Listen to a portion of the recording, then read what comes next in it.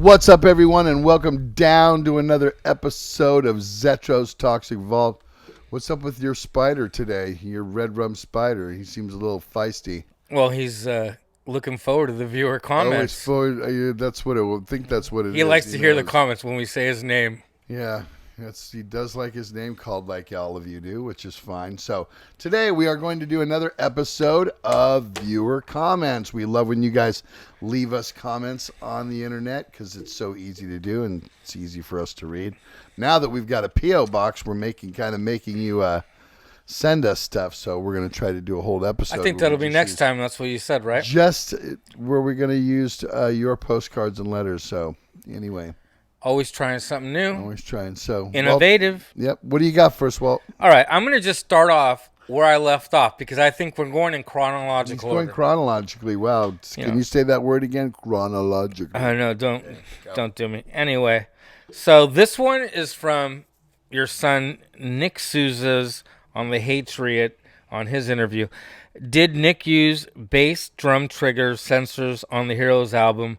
The double bass speed on Globicidal is blazing. It had to be that way. That was his ticket into the band, basically, was being able to play those without triggers.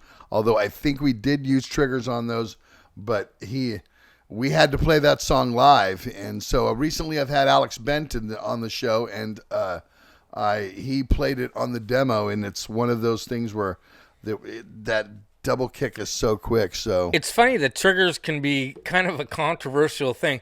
I hear people talk sometimes they don't like the triggers because it's too artificial, and then you got these other guys that love the triggers. And like it's just consistency. I think so. Yeah, I saw Lamb of God with the new drummer Art Cruz. The amazing drummer. He is, and he used a lot of triggers that Chris Adler never did. He just absolutely. Well, Chris uses triggers. Right, but I heard a lot of triggers. I really noticed it, so I can't say. So I like some triggers once in a while. It keeps that beat hard and fast and thumping, you know? All right. Trigger. And Nick Taw said, big fan of Alex Bent. Didn't know you guys could replace him. I stand corrected. Nick kicks ass. Heard of some of the new stuff. It's amazing. And we have Bobby Simpson.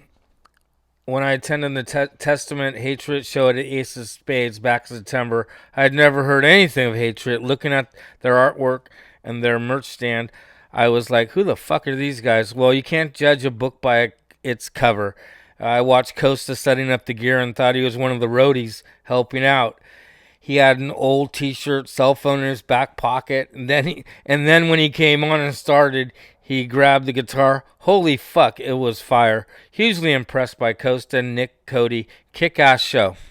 Did you go to that one? Did you make that? No, I was out on that time. Remember, I was on tour. That's right. I was there. I was doing merch and for Testament, and that was a good show. And they had a good slot, you know, and it was a pretty packed place. I think it was even sold out. All right, Metal Dams 781. Zetro, you mentioned how we all know how albums get made. I'm curious, are there any examples of either guest musicians on Exodus records that are not credited by band members playing other instruments? You know, he wants to know about Gary playing a bass or instrumental contributions somewhere. This stuff kind of fascinates him. Other than fixes here and there, I think when the player's not available, I know back in the day there was some bass stuff that they fixed with Robbie, but Robbie wasn't there that day, but I mean, I think that it takes. So you never had any guests come in and appear? No guests. We told everybody that if there was coming in. Right. I think we've been always honest with everybody, so we've never felt like, shh, don't say this, you know what I mean? But this person came in and did this. I mean, I think it's to an artist. Well, back then it wasn't as widely done because nowadays you have these guest appearances like Chuck Billy appearing on the new Killswitch Engage album. So you have more of Chuck sang on our record, but we told everybody that what you're saying is what this guy's saying is something people never, you know, somebody didn't say anything to anybody about. We told him about Kirk Hammett played on the last record too, you know. So when we've had people come in, we've obviously giving them the full merit. All right, now we move on to Sean Killian And his interview, which was amazing interview, by the way, Thank for you. me. Hypo Linksel has said, the scar shocked me to my core. He was like, when we were doing like the pre-talk before we got on the camera, he says, "Shit, Zed." He goes, "You want me to show the scar?" And I was like, "Fuck, dude. You know, my crowd is ruthless. They want to see that type of shit. You know what I mean, firsthand. So if you want to, the camera's right there." And he was full onto it. So I was there when he did that interview. I think that what's good is what I'm doing here is it really captures the detail of what's going on. You know? How more real can you get for him to expose himself like that and show that, you know, he's Well, human, right? all That's of the what it stories really is. all of the stories that were intertwined with the doctor's visits and everything from that, And then were his all very, recovery very much so. to be strong enough, you know. Very human, very, very. I mean, we take for granted when you look at people that you know you listen to or you like their music or idolize or whatever as musicians, and you forget that we bend and breaks like everybody else does. You know what I mean? How true. All right. And then Wayne Brokaw says, Eternal Nightmare is up there with Rain and Blood. What do you think about that? Yeah, I aggressively, yes. Aggressively, I mean that the Eternal Nightmare is like. Well, that's their like Rain and Blood for sure. Well, to me, it's just like so. What I mean, just from the opening, riff down right before it kicks in, the album is sequenced very intensely.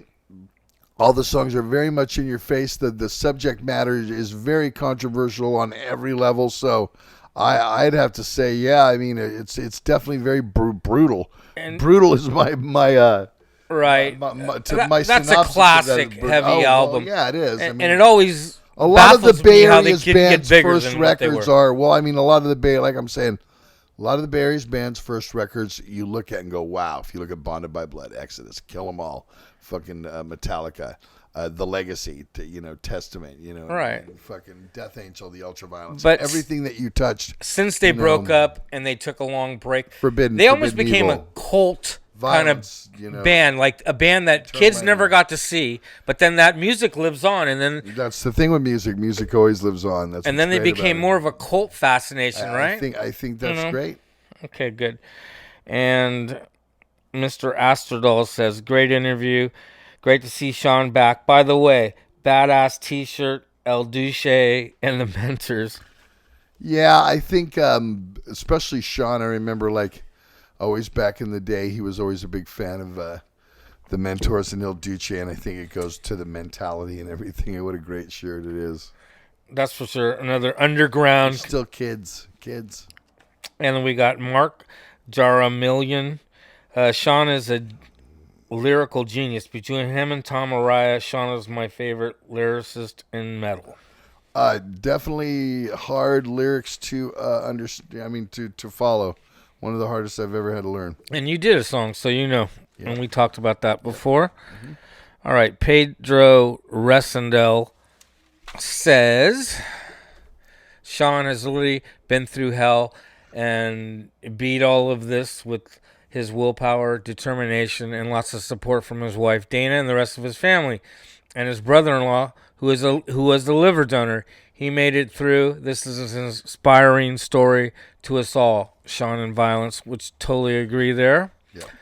And we got Adam Harrington. Yo, Zetro, the late, great Doug Harrington from Violence. Little bro here. Great to see you on your YouTube show. Anyway, that's Doug's brother from Defiance. And we have Sean Killian. I have a correction. The band that was on Mechanics Records was not King Crimson. It was Dream Theater. So Sean's correcting a little bit out of his own interview on that one. All right. And then we have N Night. Another killer episode. If you're taking requests, Sven and Ron Quintana, Larry Lalonde, and Jeff Baccarera would be killer. Jeff Becerra, In Time. Okay, we got Mike and Sherry Price, who I know. I can only think of one word to describe the 4-part interviewing. Riveting, which is totally true. Flaysberry, this is an incredible series. Your interviews get better and better. And Matt Hanchuk. What a fantastic 4-part interview with one and only Sean Killian, a lyrical poet and savage frontman. The world is a better place with Sean in it. And they're doing very well, by the way, right? They're doing great. All right. So now... Okay, someone said, Minotaur says, just Death Wish coffee. I'm with Walt on this. Bottom of the heap for sure. Yeah. It gets you nice and fucking wired out of your mind. Right. Now we go to the Mike Kaufman interview. Metal Jam 781. Didn't grow up or in the Bay Area scene, being a few years too young and 3,000 miles away. I admit Defiance passed by me. One of the cool things about this channel is I'm discovering new bands beyond Metallica, Exodus, Testament, Death Angel, and Violence. Thanks that I'm getting an education. I think that's really cool, though, about this, because a lot of people don't know about the scene that was here, and, you know, only the ones that... So many people represented, I think. It wasn't the core... I mean, it was the core bands that you all know, obviously, but there was so many internal that kept it the fire.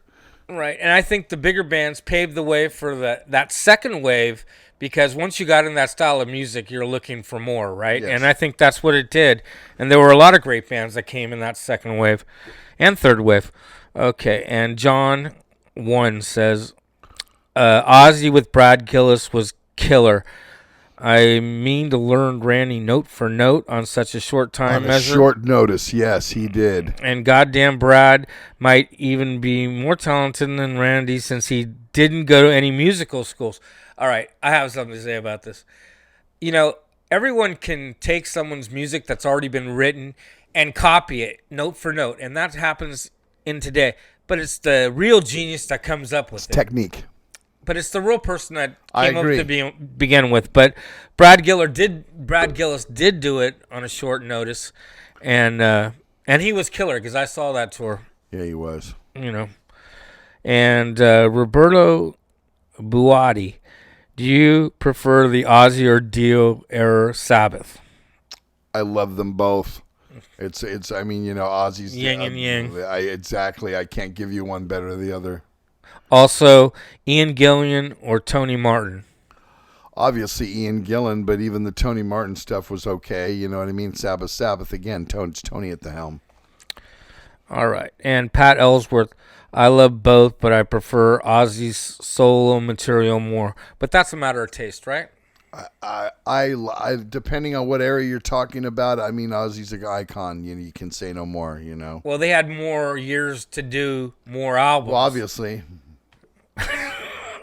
Well, they did because Sabbath was from 70 to basically 79. You know, it's hard to get a fair comparison with because Ozzy, and then Randy died, you know, after 2 albums. Then it went Jakey Lee, and then it went Zach, and so it's, you know, he's always done really well. The rebound has always been great.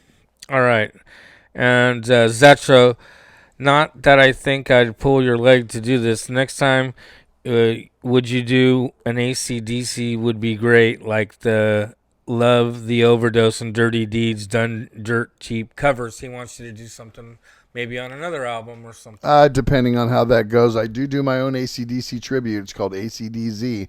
If you live in the Bay Area, we do play from time to time. And you can see some videos on YouTube. Yep. Look it up. It's cool. All right. Mike Rudavina.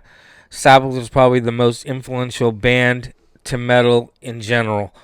You know, a lot of people say Zeppelin too, though. What do you think? I have to give it the nod just because Sabbath's lyrical content was darker. So that's why you have to give them the nod. But I give Zeppelin just as much because I was a Zeppelin head in the 70s big time. And it was a little more bluesy, huh? Because it was a conversion of blues but I think the both to metal. Was, I just think that... I mean, not metal, but rock, hard rock. And chords and the tuning that Tony used was, you know, definitely, you know, darker, you know.